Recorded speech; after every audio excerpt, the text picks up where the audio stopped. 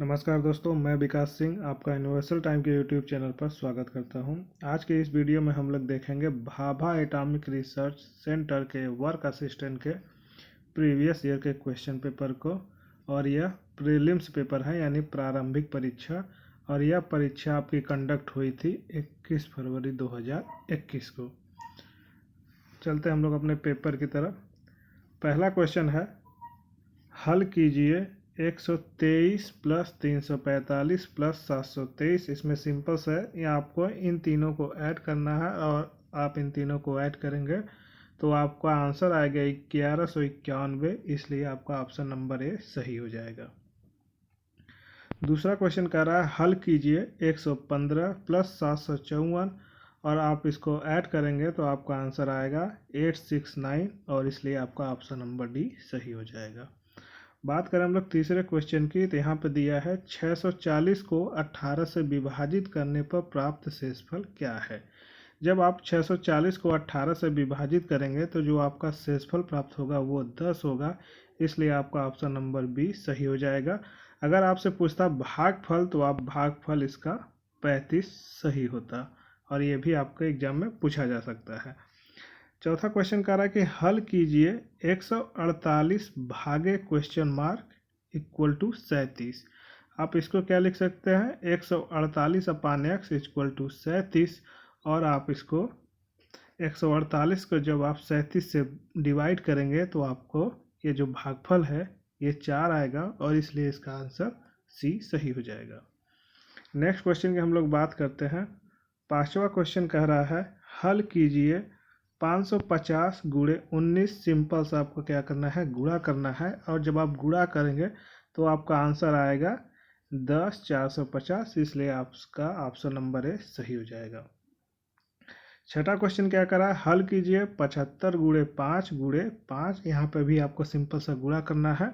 आप यहाँ पे 5 गुणे 5 करेंगे तो आपको 25 प्राप्त होगा, और 75 में जब आप 25 का गुणा करेंगे तो आपको प्राप्त होगा 1875। इसलिए आपका ऑप्शन नंबर सी सही हो जाएगा।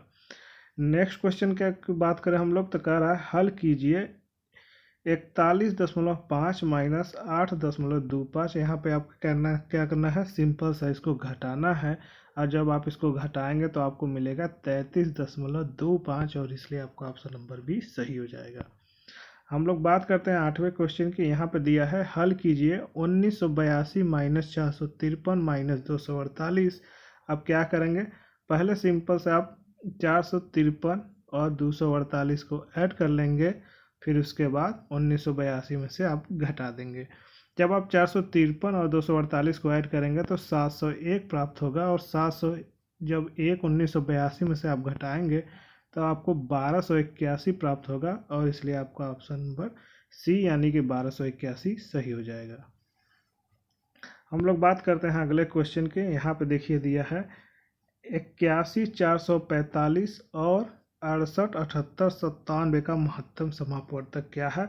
यहाँ पे देखिए संख्याएं बड़ी है। जब ऐसा क्वेश्चन आए तो आपको सिंपल से क्या करना है, जो छोटी संख्या होती है छोटी संख्या से बड़ी संख्या में भाग किया जाता है।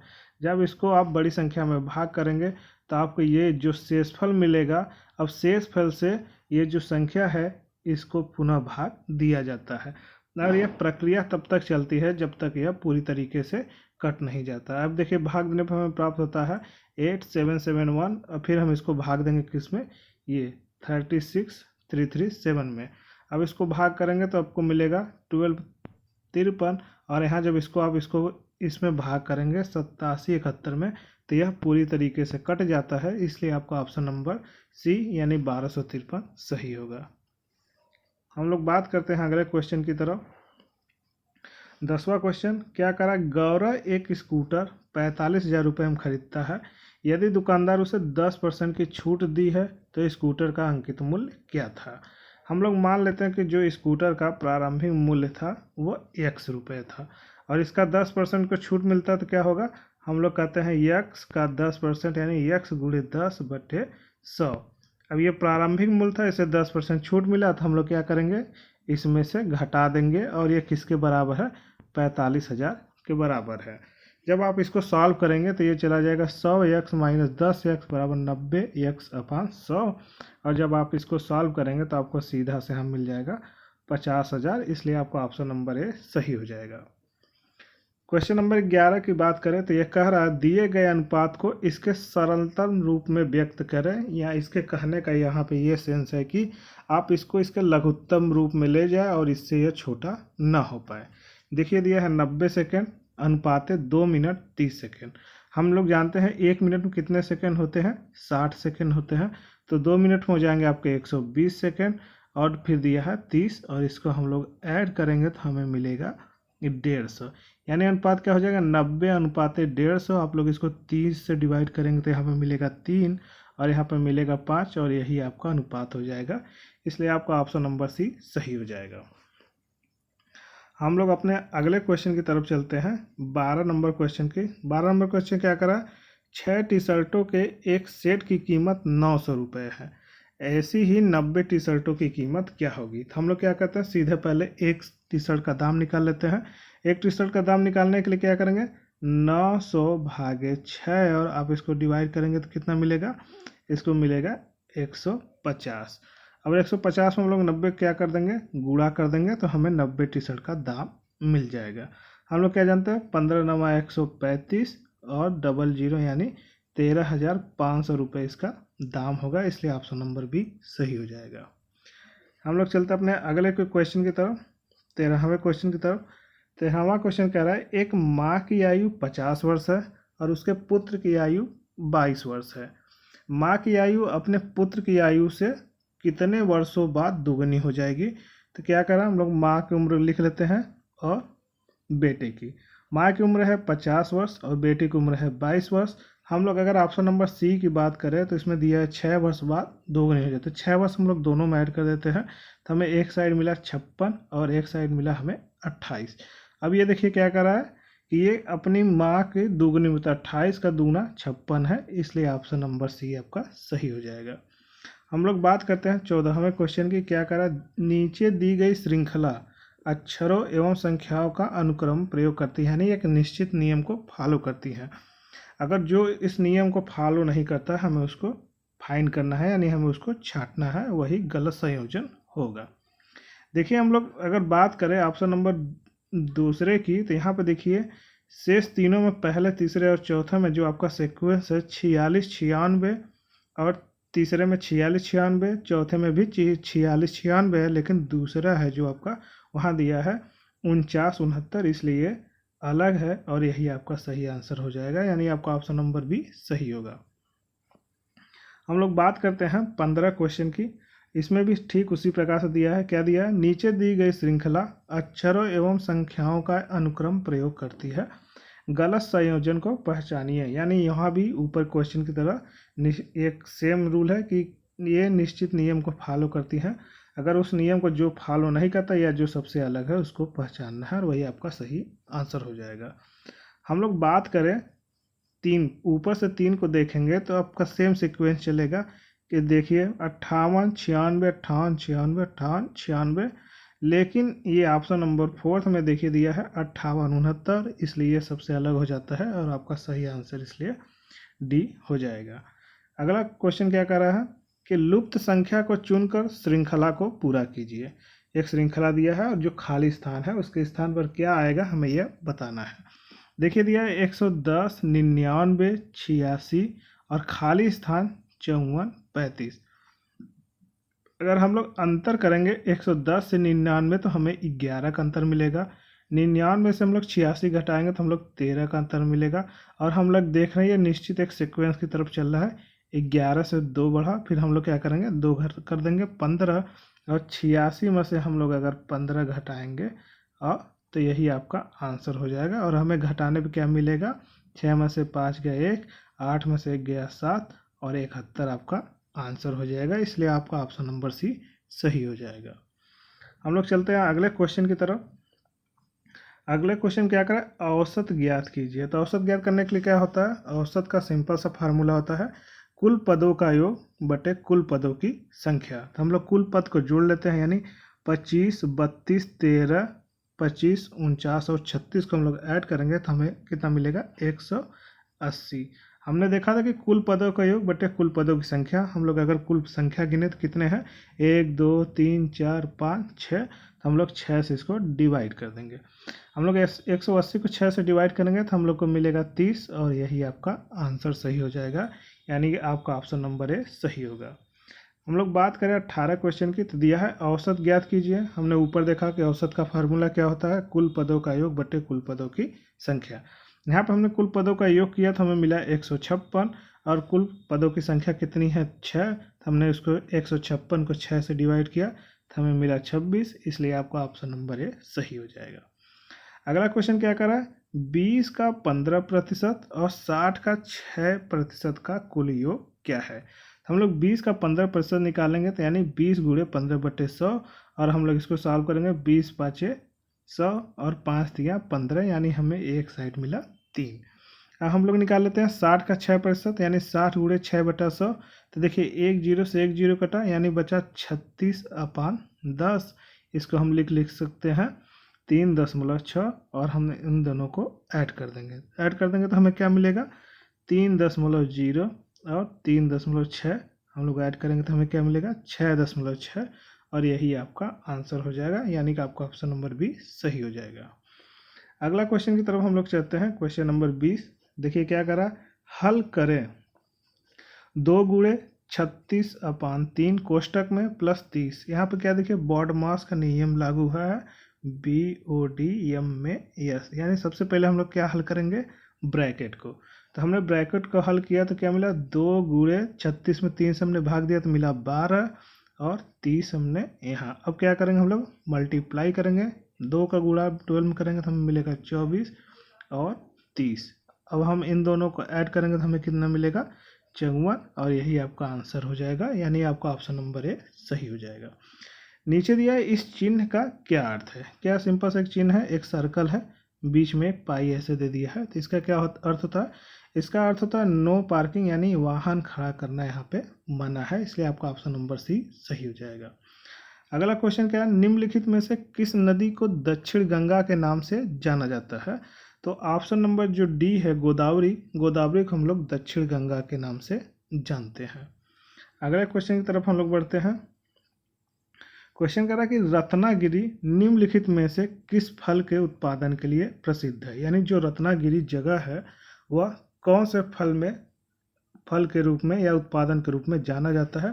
तो यह हो जाएगा ऑप्शन नंबर बी, यानी कि आम के उत्पादन के लिए इस जगह को जाना जाता है। अगला क्वेश्चन कह रहा है महाराष्ट्र के निम्नलिखित में से किस जिले में चंदौली राष्ट्रीय उद्यान स्थित है, या सिंपल शब्दों में तो हम लोग कहें तो ये पूछ रहा है कि चंदौली राष्ट्रीय उद्यान कहाँ स्थित है। तो यह स्थित है सांगली महाराष्ट्र में, इसलिए आपका ऑप्शन नंबर बी सही हो जाएगा।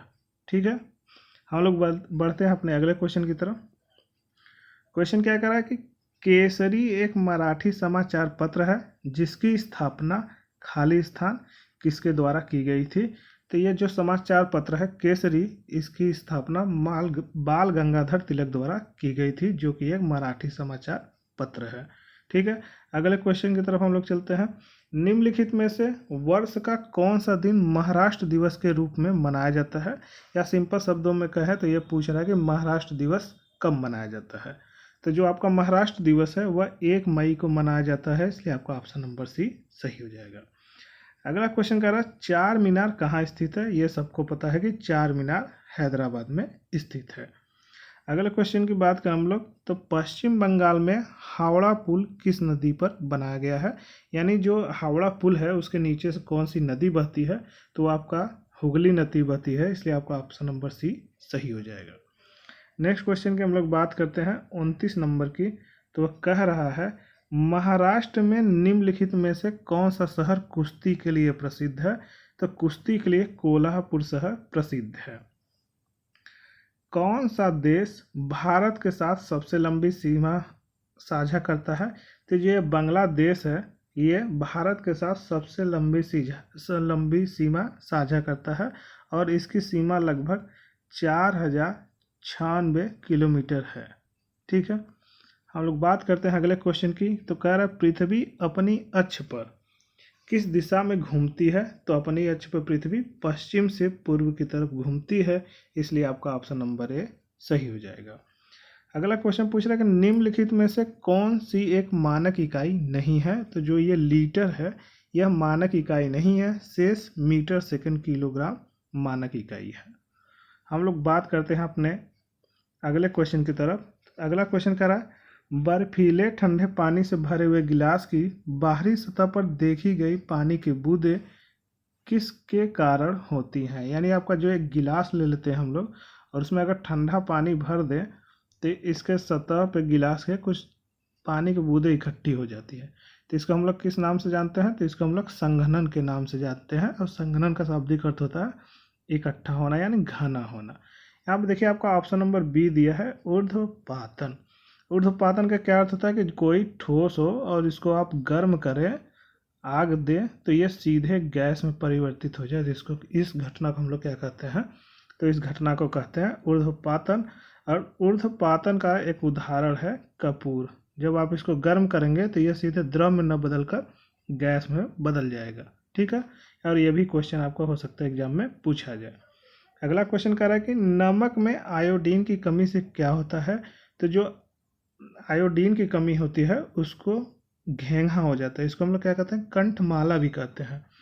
और आपका देखिए ऑप्शन नंबर ए दिया है स्कर्वी। स्कर्वी क्या होता है? ये विटामिन सी की कमी से होता है, जिसमें आपके क्या होते हैं? होठ फट जाते हैं और खून निकलने लगता है। और ऑप्शन नंबर बी की हम लोग बात कर रहे हैं रक्त अल्पता किसके कारण होता है? तो ये लोहे की कमी के कारण होता है। और ऑप्शन नंबर डी सूखा रोग, यह किसके कमी के कारण होता है? ये विटामिन डी के कारण होता है, जिसे हम लोग सूखा रोग के रूप से नाम से भी जानते हैं। और विटामिन डी का सबसे अच्छा स्रोत क्या है? तो वह है सूर्य का प्रकाश। हम लोग बात करते हैं अगले क्वेश्चन की। तो कोई अगला क्वेश्चन क्या करा? वृद्ध महिलाओं में ऑस्टियोपोरोसिस मुख्य रूप से पाया जाता है, यह किसकी कमी से होता है? तो पहले ये जान लीजिए कि ये बीमारी होता क्या है। ये जो ऑस्टियोपोरोसिस बीमारी है यह हड्डियों से संबंधित होती है। और हड्डियाँ किसके कारण कमज़ोर होती हैं? तो कैल्शियम के कारण कमज़ोर होती हैं, तो इसलिए इसका सही आंसर हो जाएगा ऑप्शन नंबर बी। अगला क्वेश्चन का निम्नलिखित में से कौन सा विटामिन जल में विलेय है? तो विटामिन जल में विलेय है, दो विटामिन विलेय होते हैं आपके, एक विटामिन बी और एक विटामिन सी। तो यहाँ पे देखिए विटामिन बी नहीं दिया है, इसलिए विटामिन सी हो जाएगा विलेय और आपका सही आंसर हो जाएगा। कौन कौन सा विटामिन बचा? ए डी ई के, इसको हम लोग लिख सकते हैं कीड़ा। कीड़ा क्या है? या वसा में घुलनशील होते हैं, आप इसको ऐसे आसानी तरीके से याद कर सकते हैं, कीड़ा और बीसी। ठीक है, अगला क्वेश्चन का संपूर्ण आहार रोटी और अनाज में समृद्ध है, यानी ये किस में समृद्ध होते हैं? तो यह कार्बोहाइड्रेट, रेशे और विटामिन बी से समृद्ध होते हैं, इसलिए आपका ऑप्शन नंबर बी सही हो जाएगा। अगला क्वेश्चन क्या कर रहा है? विटामिन सी का रासायनिक नाम क्या होगा? तो विटामिन सी का जो रासायनिक नाम है वह है आपका एस्कॉर्बिक एसिड या एस्कॉर्बिक अम्ल। हम लोग बात करते हैं अगले क्वेश्चन की तरफ। क्या कर रहा है? बल व आघूर्ण को किस रूप में परिभाषित किया गया है? तो इसको हम लोग न्यूटन के प्रथम नियम के रूप में परिभाषित कर सकते हैं, इसलिए आपका ऑप्शन नंबर ए सही हो जाएगा। अगला क्वेश्चन कर रहा है क्रिकेट गेंद को पकड़ना किस सिद्धांत पर कार्य करता है? तो यह रेखी संवेग के सिद्धांत पर कार्य करता है। 41 नंबर क्या कर रहा है? निम्नलिखित में से कौन सी सामग्री एक इंसुलेटर नहीं है? तो जो आपका तांबा है यानी ऑप्शन नंबर सी, यह इंसुलेटर नहीं है। अगले क्वेश्चन की तरफ हम लोग बढ़ते हैं। क्या कर रहा है क्वेश्चन? निम्नलिखित में से गैस के रिसाव का पता इसके द्वारा आसानी से लगाया जा सकता है। तो जो आपका ऑप्शन नंबर डी है एथिल मरकैप्टन की असहनीय गंध का तीव्र विषण। इसका सिंपल सा उदाहरण आपके हर घर में मिल जाएगा। आपके रसोई में गैस सिलेंडर होता है, जब आप उसको जलाते हैं गैस लीक होता है तो इसमें एक अजीब सी बदबू आती है, दुर्गंध आता है। तो ये जो दुर्गंध आता है वो होता है आपका एथिल मरकैप्टन। ये रिसाव होता है, इसके कारण इससे पता चलता है। ठीक है, अगला क्वेश्चन पूछ रहा है कि मानव आँख वस्तु का चित्र कहाँ बनाती है? तो यह वस्तु का चित्र रेटिना पे बनाती है, इसलिए आपका ऑप्शन नंबर डी सही हो जाएगा। अगर आपसे पूछे कि जब आँख का दान किया जाता है तो उसमें किस भाग का उपयोग किया जाता है? तो उसमें कार्निया का उपयोग किया जाता है।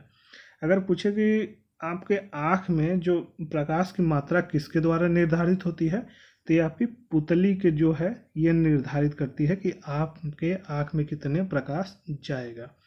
अगला क्वेश्चन क्या कर रहा है, जैव गैस या जिसे हम लोग बायोगैस के नाम से भी जानते हैं, इसका मुख्य संगठन क्या है, तो यह है मीथेन, और इसका रासायनिक नेम क्या होता है, CH4। ठीक है, यहाँ पे देखिए ऑप्शन नंबर ए ब्यूटेन और प्रोपेन, ये किस में पाया जाता है, तो यह LPG में पाया जाता है। ठीक है, अगर आपसे LPG का फुल फॉर्म पूछ ले तो क्या कहेंगे, लिक्विड पेट्रोलियम गैस। ठीक है, हम लोग बढ़ते हैं अपने अगले क्वेश्चन की तरफ। अगला क्वेश्चन क्या कर रहा है कि जीवाश्म ईंधन में संग्रहित ऊर्जा का अंतिम स्रोत क्या है, तो वो अंतिम स्रोत क्या है, वो है आपका सूर्य।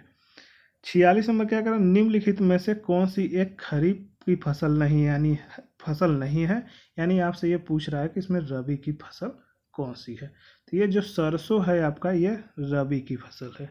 और कौन कौन से है, गेहूं, जौ, चना, सरसों। ठीक है, अगला क्वेश्चन क्या कर रहा है, हरित क्रांति में शामिल है केवल फसल की विविधता में सुधार, यानी कि फसलों में जो उनके गुणवत्ता हुई, पैदा करने की क्षमता बढ़ी, उससे संबंधित है। अगला क्या करा, केवल खाद का अधिक उपयोग, इसमें खाद का अधिक उपयोग किया गया। केवल सिंचाई का विस्तार, यानी पानी की सिंचाई की सुविधा अच्छी हुई। तो ये तीनों चीज़ें हरित क्रांति में हुई, इसलिए आपका ऑप्शन नंबर डी सही हो जाएगा। अगला क्वेश्चन क्या कर रहा है, ध्वनि की चाल सबसे अधिक निम्न में होती है। तो हम जानते हैं कि ध्वनि की चाल सबसे अधिक ठोस में होती है, उसके बाद द्रव में होती है, उसके बाद गैस में होती है। तो यहाँ पर सबसे अधिक ठोस कौन सा है, तो स्टील है, इसलिए आपका ऑप्शन नंबर ए सही हो जाएगा। निर्वात में ध्वनि गति नहीं कर सकती, क्योंकि ध्वनि को ट्रैवल करने के लिए किसी माध्यम की ज़रूरत होती है। लेकिन अगर हम लोग प्रकाश की बात करें, लाइट की बात करें, तो वो निर्वात में ट्रैवल कर सकती है, क्योंकि प्रकाश को चलने के लिए किसी माध्यम की आवश्यकता नहीं होती है। ठीक है, हम लोग अगले क्वेश्चन की तरफ चलते हैं। क्या करें, किस गैस का उपयोग उन प्लास्टिक बैगों को फ्लश करने के लिए किया जाता है जिनमें तेल में तले हुए चिप्स या अन्य खाद्य पदार्थ को बिक्री के लिए पैक किया जाता है। सिंपल से ये आपसे पूछ रहा क्वेश्चन कि आपके जो बाजार में नमकीन या चिप्स के पैकेट मिलते हैं, तो उसमें ये आप देखते होंगे ये फूले हुए रहते हैं, तो उनमें कौन सी गैस भरी होती है, तो उसमें भरी होती है N2 गैस, यानी नाइट्रोजन गैस, ताकि ये उसको खराब होने से बचाए। अगला क्वेश्चन क्या करा, स्वच्छ पेयजल की आपूर्ति की संभावना को कम करती है। तो क्या है, जल जनित रोग, यानी क्या होगा, अगर आप स्वच्छ जल पिएंगे तो उससे होने वाले रोग बीमारियों से बचेंगे। अगर आप गंदा जल पिएंगे तो उससे होने वाली बीमारियों से भी आप ग्रसित होंगे। और इस पेपर में सिर्फ 85 क्वेश्चन पूछे गए थे, और ये आपका पेपर पूरा हुआ। अगर आपको वीडियो पसंद आया हो तो क्या करना है, लाइक करना है, और यह वीडियो उन लोगों तक शेयर करना है जिसको इस पेपर की ज़रूरत हो और उन्होंने Bhabha atomic research centre work assistant का फॉर्म भरा हो। आशा करता हूँ आप लोगों का पेपर समझ में आया होगा। आपका दिन शुभ हो।